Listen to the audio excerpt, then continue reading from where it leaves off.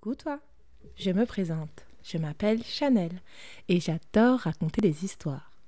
Je te propose donc de lire avec moi Le Coq et le Renard. Si tu as ce livre chez toi, je te conseille d'aller vite le chercher. Tu pourras suivre en direct l'histoire et tourner tes pages à chaque fois que tu entendras ce son.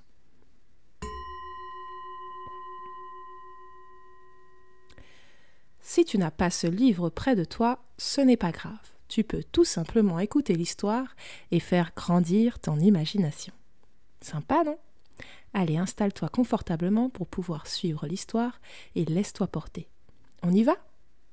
C'est parti. Le coq et le renard.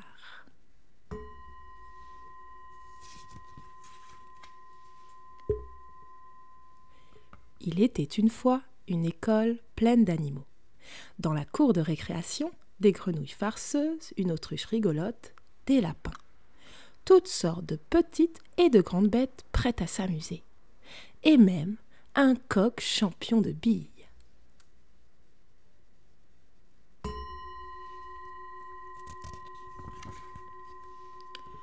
Ce coq gagnait à tous les coups.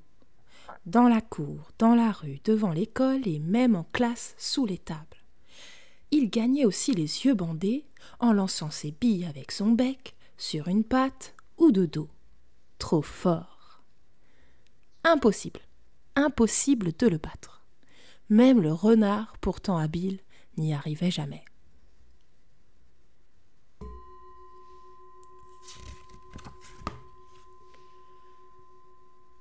Les deux animaux passaient toute leur récréation à se disputer pour savoir qui serait le meilleur.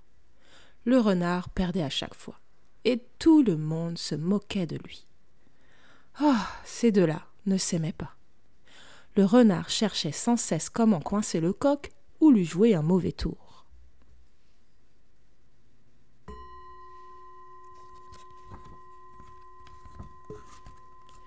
Un jour, il réfléchit plus fort que d'habitude. Comment se venger une bonne fois pour toutes de ce coq trop doué? Soudain, il eut une idée. Il allait lui piquer son goûter. Ce serait bien fait pour lui. Astucieux, il trouva tout de suite comment s'y prendre.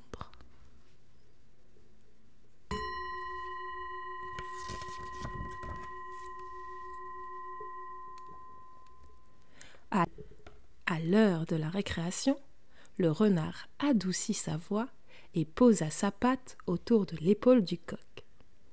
« Gentil coq, oublions ces affaires de billes. Nous nous sommes disputés trop longtemps. Faisons la paix plutôt. Veux-tu être mon ami ?»« Ma foi, avec plaisir, renard, » répondit le coq avec calme. « Moi aussi, j'en ai assez de toutes ces fâcheries. » Au fond de la cour, le lapin intrigué, la grenouille et quelques autres observaient.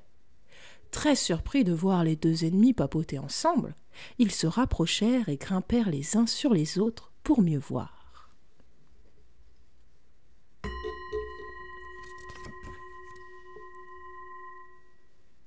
Tout content, le renard s'exclama. « Ah, tu me fais bien plaisir, ami coq. Et si on jouait à saute-mouton ?»« Oui, pourquoi pas ?» fit le coq un peu étonné. « Mettons-nous là, loin de la maîtresse. Dans ce coin, personne ne nous dérangera. Et n'oublie pas ton cartable, mon merveilleux ami. »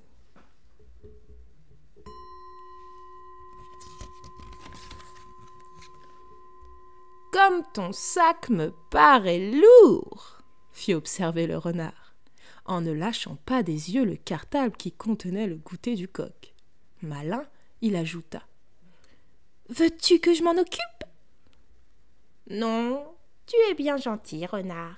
Je vais plutôt le poser au pied de l'arbre et sortir mon goûter pour qu'il ne s'écrase pas au fond. »« Excellente idée !» s'exclama le filou en se frottant les pattes.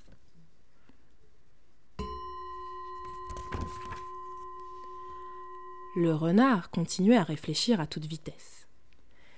Si je parviens à lui dérober son goûter, je serai bien vengé de toutes les billes qu'il m'a prises. Ah, la belle punition! Pendant ce temps-là, le coq posait soigneusement une tartelette sur son mouchoir déplié. Une tartelette, le gâteau préféré du renard.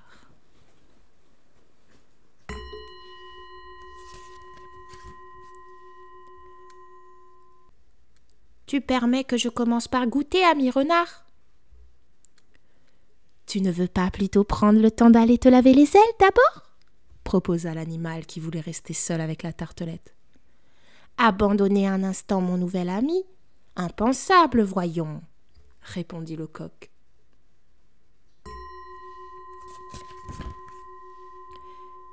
Et il fit plutôt de grands gestes avec ses ailes.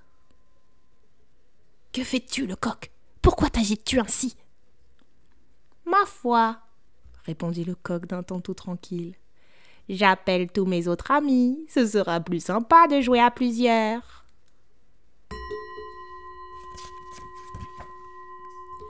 Le renard se sentit d'un coup moins sûr de lui.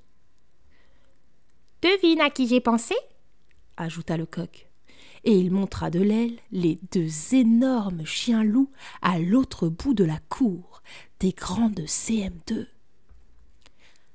Mes bons amis vont se joindre à nous. Et toc, le coq avala tout rond sa tartelette.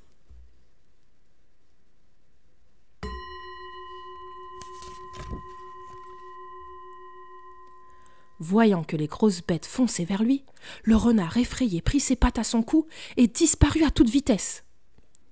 Enchanté de sa ruse, le coq déclara à la grenouille, au lapin et à l'autruche: « Mes amis, c'est double plaisir de tromper le trompeur. »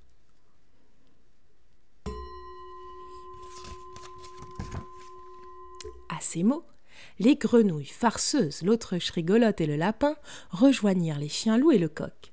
Et tout le monde partagea son goûter en chantant parce que, en vérité, c'est double plaisir de faire les choses ensemble.